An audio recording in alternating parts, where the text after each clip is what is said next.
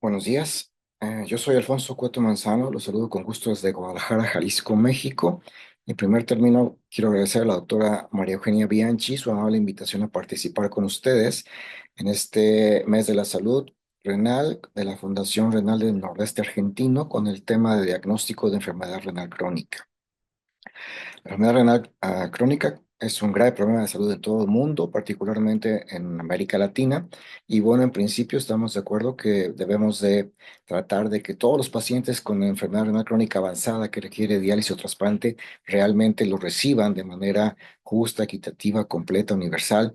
Pero si queremos realmente atacar la enfermedad renal crónica de fondo, tenemos que hacer prevención primaria en el fondo del iceberg de la enfermedad renal crónica en aquellos pacientes que aún no tienen la enfermedad, pero que tienen mucho riesgo de padecer, de desarrollarla, sobre todo porque tienen muchos factores de riesgo, como veremos más a continuación.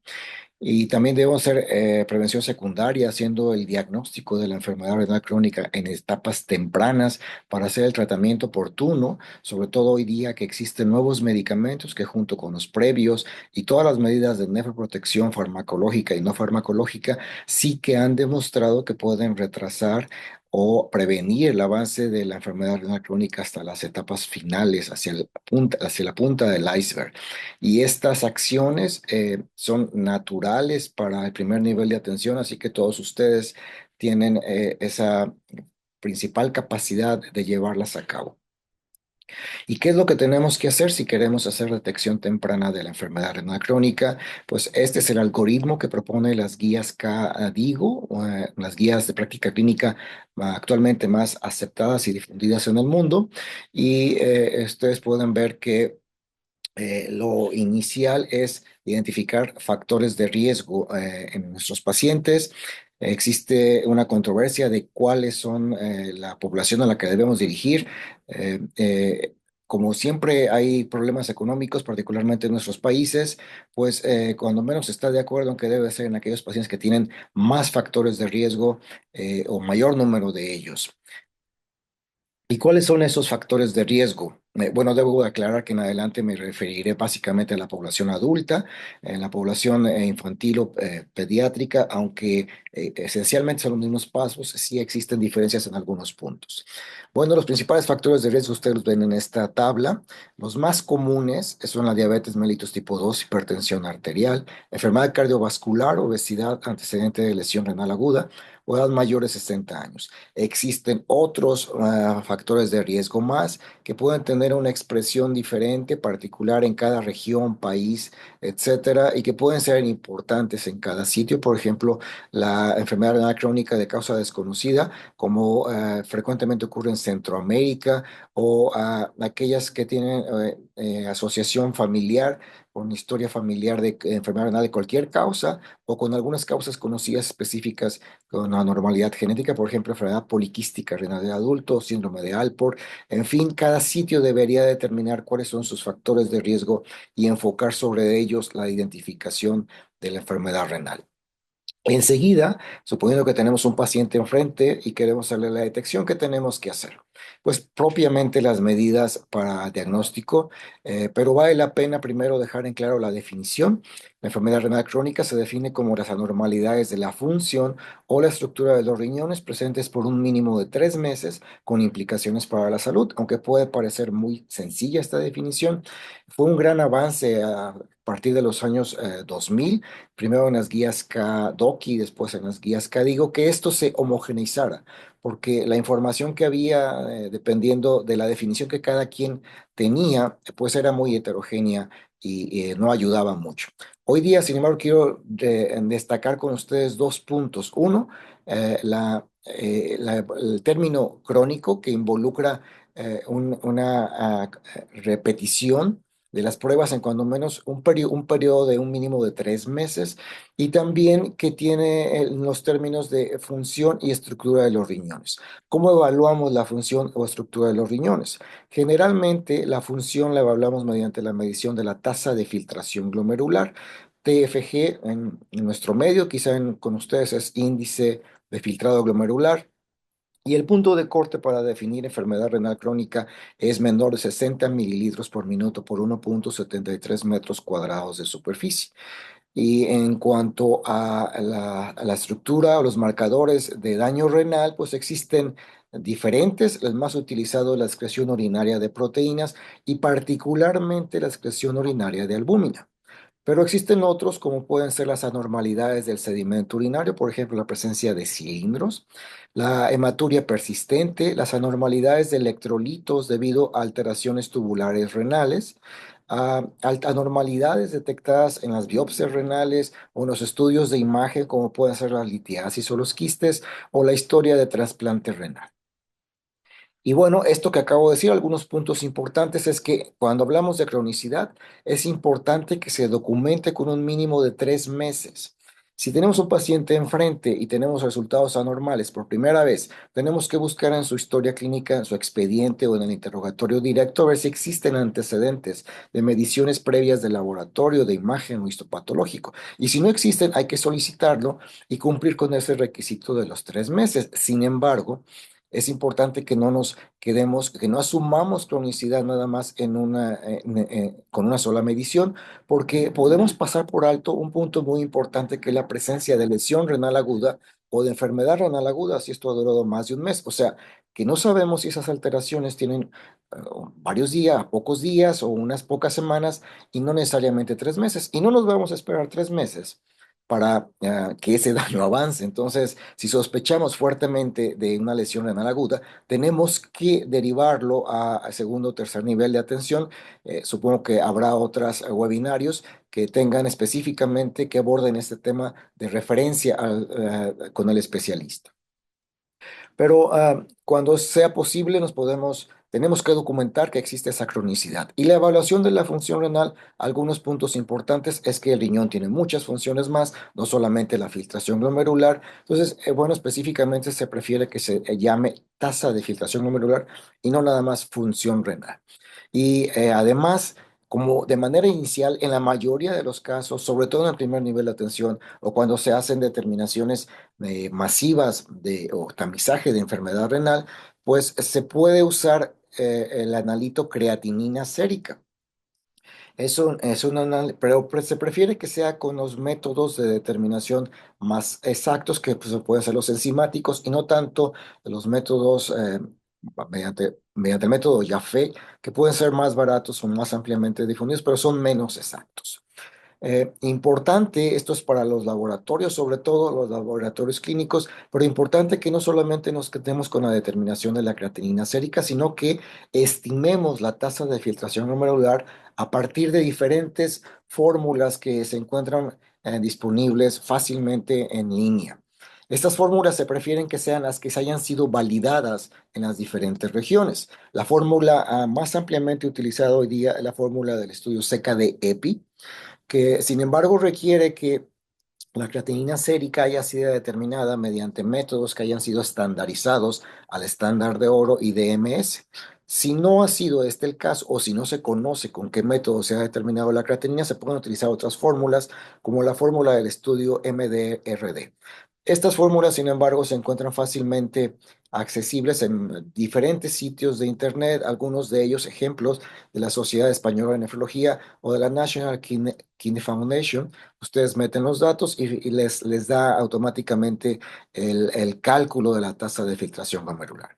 Ahora bien, la creatinina sabemos que no es el marcador ideal de la función renal, puesto que no solamente se filtra, sino también se reabsorbe y se secreta a nivel tubular, y diferentes factores pueden alterar estos mecanismos. Entonces, cuando existe una real sospecha de que la medición de la tasa de filtración glomerular a través de la creatinina sérica puede ser menos acuciosa, menos exacta, y sobre todo si se van a tomar decisiones que descansen específicamente en esta medición, pues se sugiere que pueda usarse la cistatina C y a partir de ella calcular la tasa de filtración glomerular con fórmulas que tienen solamente la cistatina C o una combinación de creatinina sérica y cistatina C y que también se encuentran fácilmente disponibles en estos sitios. Un punto práctico es que la cistatina C no se encuentra fácilmente disponible en el primer nivel de atención, cuando menos en mi país. De manera que en la mayor parte de los casos creo que el empleo de creatinina sérica es un método suficiente, es adecuado y es costo efectivo para la determinación inicial de la enfermedad renal. Punto importante es que nunca dejará ser suficiente que insistamos en que no nos quedemos solo con el valor de la creatinina sérica, sino que siempre calculemos la tasa de filtración glomerular, puesto que el valor de creatinina sérica pues depende de la edad, del sexo, de la masa muscular. Entonces no es exacto. Puntos importantes en la evaluación de albuminuria es que se prefieren las muestras aisladas o únicas de orina, no recolecciones de 24 horas, preferentemente la primera muestra de la mañana. Y en orden de importancia o de preferencia en cuanto a la evidencia, se sugiere que lo primero que lo ideal que se debería de medir sería la determinación cuantitativa de la relación albúmina sobre creatinina en estas muestras de orina. Sus siglas, pues la RAC en español, RAC o ACR en español. Si no, en inglés, perdón. Si no se dispone de este método, se puede hacer la determinación semi-cuantitativa con tiras reactivas específicas para la albúmina o para rack, que son leídas automáticamente en algún aparato. Y si no es esto posible, si no se dispone de ello, se pueden medir las proteínas totales, pero idealmente en una determinación cuantitativa con la relación proteína sobre creatinina. Y si esto no es posible, si no se dispone de ellos, entonces con tiras reactivas para orianálisis, pero que den una lectura automática con algún aparato. Y si esto tampoco es posible, pues entonces no nos queda más que la evaluación con tiras reactivas manuales. Ahora, si la determinación ha sido hecha en un método semi-cuantitativo o cualitativo, o sea, menos exacto, pues se sugiere que se confirme siempre con un método cuantitativo. Y si la muestra de orina en que se hizo una primera resultado positivo fue de una muestra de orina al azar, se sugiere que la siguiente muestra confirmatoria sea utilizando la primera muestra de orina de la mañana. Ahora, hay que tomar en cuenta que hay diferentes factores que pueden condicionar resultados falsos positivos de excreción urinaria de albúmina. Entre ellos, los más comunes pues, son la hematuria, quizá menstruación e infección de vías urinarias sean las más comunes, también el ejercicio extremo. Así que se sugiere que esto se evite o se posponga la determinación hasta que esto sea corregido de alguna forma. Bueno, supongamos que ya hicimos la determinación de estas muestras con nuestro paciente y que resultó que sí podemos diagnosticar enfermedad renal crónica. Entonces, ¿qué es lo que tenemos que hacer? ¿Qué sigue? Sigue la clasificación, estadificación o categorización de la enfermedad renal crónica en ese paciente en particular. Y para eso siempre se pide que se determine la causa mediante el examen físico, la historia clínica y los resultados de laboratorio. Y también se toma en cuenta la tasa de filtración glomerular y la albuminuria. Seguramente ustedes habrán visto estas tablas de color que son especialmente difundidas por las guías CADIGO, y ustedes pueden ver del lado izquierdo la tasa de filtración glomerular desde la normal hasta la gravemente disminuida. Entonces se determina como estadios o etapas de la enfermedad renal G1 cuando la tasa de filtración glomerular es normal, más o igual a 90 mililitros por minuto por 1,73 metros cuadrados de superficie, levemente disminuida en el estadio G2 de 60 a 89 mililitros. En el estadio G3 se subdivide en A cuando hay un descenso leve moderado de 45 a 59 o 3B con un descenso moderado a grave de 30 a 44. La etapa G4 es un descenso grave de 15 a 29 y la etapa G5 es la falla renal que requiere diálisis o trasplante con menos de 15 mililitros por minuto. Del lado derecho ustedes ven las categorías de albuminuria: A1 normal, menos de 30 miligramos sobre gramo; A2 un aumento moderado de 30 a 299 y A3 un aumento grave con mayor o igual a 300 miligramos por gramo. Así, ustedes pueden ver que los pacientes en estas áreas verdes tendrían una función renal normal, pero si el paciente incluso tiene tasas de filtración glomerular superiores a 60, pero ya presenta albuminuria con un aumento moderado o grave, se diagnostica enfermedad renal. Esas son las etapas iniciales de la enfermedad. Y si el paciente tiene un descenso importante, menos de 60 hacia abajo, ya no es estrictamente necesario contar con la albuminuria para decir que tiene enfermedad renal, pero sí es importante determinarla, puesto que esto dan datos adicionales. Entonces, supongamos que en un paciente que dado tenemos una tasa de filtración de 55 mililitros por minuto y una RAC de 250 miligramos por gramo, o sea que quedaría aquí. El diagnóstico y la estadificación que haríamos de este paciente es que tiene una enfermedad renal crónica estadio G3 a A2. ¿De acuerdo? Y clasificar a nuestro paciente en estas etapas no solamente es importante para saber en dónde está, qué grado de enfermedad renal tiene, sino también tiene valor pronóstico, puesto que nos dice la posibilidad de que este daño renal avance o incluso que el paciente muera principalmente de causa cardiovascular. Entre más rojo intenso es el color que tengamos, pues más probabilidad de avance o de desarrollo de eventos negativos tiene ese paciente. En el año pasado se hizo un nuevo análisis con más de 1 millón de pacientes sin bases de datos y todo esto que acabamos de decir se puso más claramente definido y podemos ver que entre más intenso es el color hacia el rojo de nuestro paciente, pues mayor es la probabilidad de que muera por causa cardiovascular, de que tenga falla renal, de que tenga incluso lesión renal aguda, hospitalización, infarto al miocardio, infartos cerebrales, insuficiencia cardíaca, fibrilación o enfermedad periférica arterial. Entonces es importante también determinar a este paciente y estadificarlo. Y enseguida, eh, ¿qué sería lo que sigue? Si bien podemos decirle tiene un gran riesgo de desarrollar o no insuficiencia renal, el paciente querrá saber con más detalle de cuánto es su riesgo. Entonces, para eso se han desarrollado nuevas fórmulas recientemente que nos den una idea muy aproximada acerca de ese riesgo.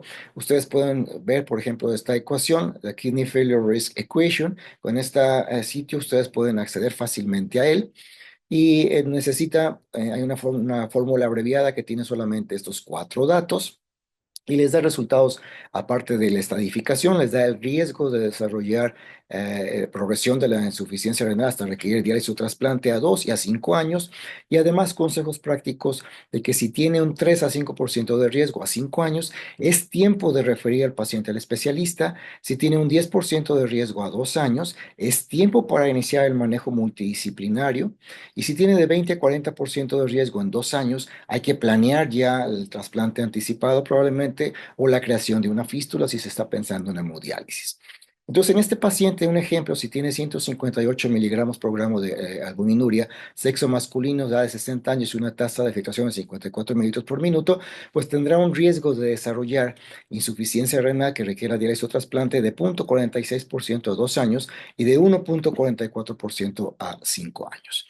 Y bueno, si el paciente no tiene enfermedad renal crónica, un punto importante es que pueda tener lesión renal aguda o no, y esto ya dijimos que es importante llevarlo a cabo, pero no lo puedo desarrollar en este momento por obvio de tiempo. Y si el paciente no tiene enfermedad renal crónica, dependiendo de sus características y comorbilidades, habrá que repetir estos estudios en periodos de tiempo que dependen precisamente de sus características. Y bueno, decíamos, insistíamos en que entonces todo esto que acabamos de hablar, este diagnóstico temprano, es parte del papel de los profesionales del primer nivel de atención y nunca nos cansaremos de repetir que es importante entrenar a los médicos de atención primaria en ello porque hacer un entrenamiento incrementa su competencia clínica y mejora los resultados en sus pacientes. Nuestro grupo ha estudiado esto por diferentes años, como en este caso donde la información que le dimos en una intervención educativa a los profesionales de primer nivel de atención fue en base a unas guías de práctica clínica mexicanas y podemos ver que su competencia incrementa a través del tiempo, incluso un año después de haberla recibido sin recibir ninguna otra maniobra de educación. Y además, el empleo de modelos de atención multidisciplinarios tiene mejores resultados que aquellos que están basados en los modelos de atención convencional, donde el médico familiar o general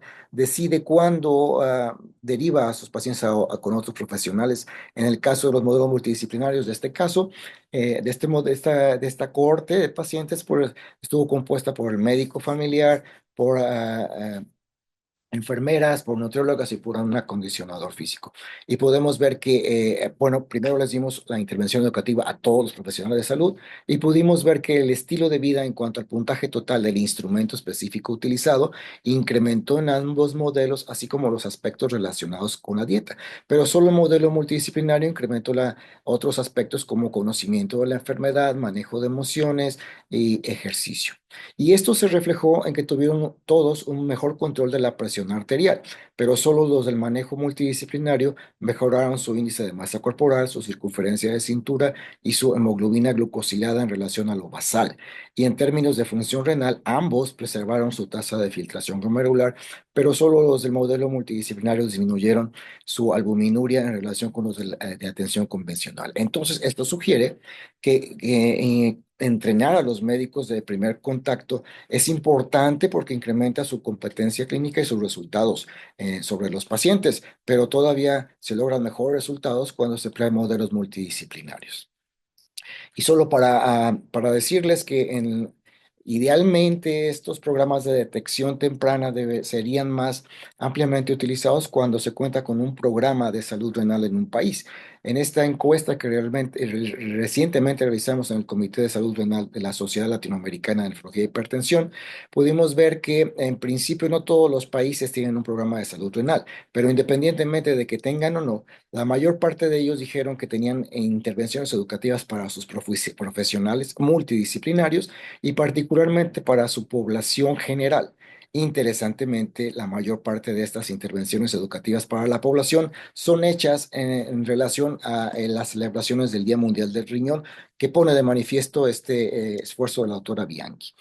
Y finalmente, bueno, como todos queremos que la salud renal se ponga en la agenda de la Organización Mundial de la Salud para que realmente pueda tener relevancia y puedan recibir la atención adecuada a los pacientes, pues una noticia buena es que recientemente la Organización Mundial de la Salud aprobó esta iniciativa que fue inicialmente propuesta por Guatemala para reducir la carga de las enfermedades no transmisibles mediante la promoción de la salud renal y el fortalecimiento de la prevención y el control de la enfermedad renal.